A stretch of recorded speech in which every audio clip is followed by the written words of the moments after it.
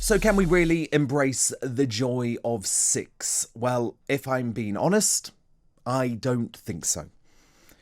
After half a year of accepting the need for our freedoms and civil liberties to be curtailed in ways previously unthinkable, I fear the country's patience may have finally just run out. Regular listeners will know I don't sign up to this narrative that the government woefully mishandled the early days of the COVID-19 crisis. I cast the blame firmly at the door of the totalitarian communist Chinese government, who we must never forget covered up this pandemic with consequences even they could never have dreamt up. Boris Johnson and every major world leader had to desperately play catch-up, beholden to institutional incompetence and untested technology. No Prime Minister wants to lock down their country, and ours was right to wait until all other options had been exhausted. With some serious blips along the way, I would say the care home death scandal, testing incapabilities, and that unnecessary closure of schools. There were blips along the way like that. But other than that, we have been creaking back to life, slowly but surely, carefully but responsibly, while accepting that this virus isn't going anywhere for a long time. Broadly, that approach seemed to have worked, with widespread public cooperation over dramatic lifestyle changes like social distancing and compulsory masks in most places. Testing has significantly ramped up, so predictably, case numbers are on the rise too.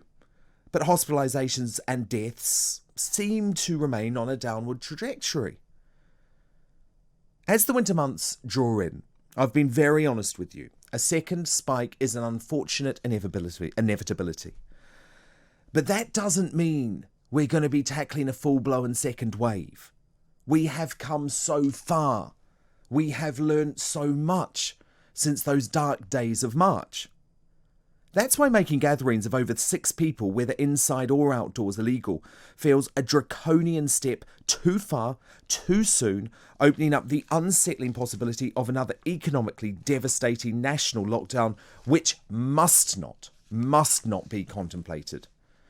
It's only early September, remember.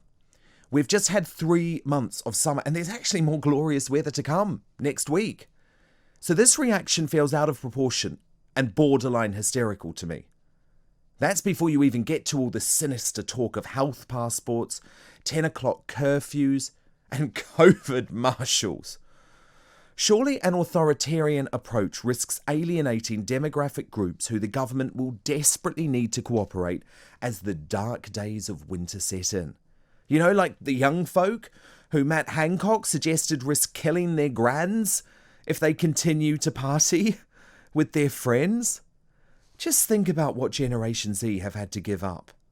You know, they've missed the chance of going to their leaving ball from school. They've been forced to cancel gap years where they were going to go off and see the world. They're never going to remember taking their first legal sip of vodka in a nightclub on their 18th birthday. All of that's been ripped from them.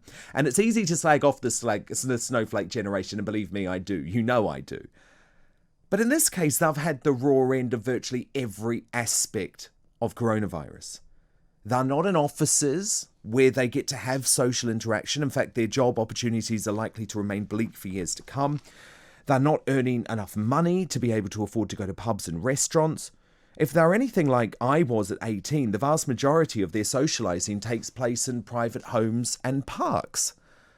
So I find it really hard to blame those under 30 for causing this recent spike in cases.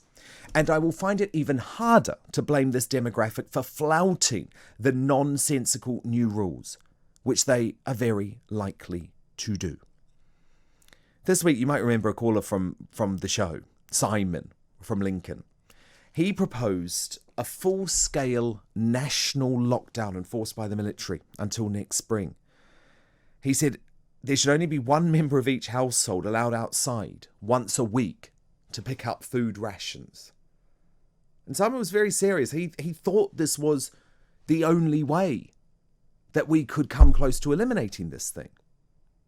To me, and I appreciate Simon's call and I do want to speak to him again, but to me, Simon from Lincoln provided proof that a spookily successful propaganda campaign about the need to stay home and save lives has become ingrained on our national psyche.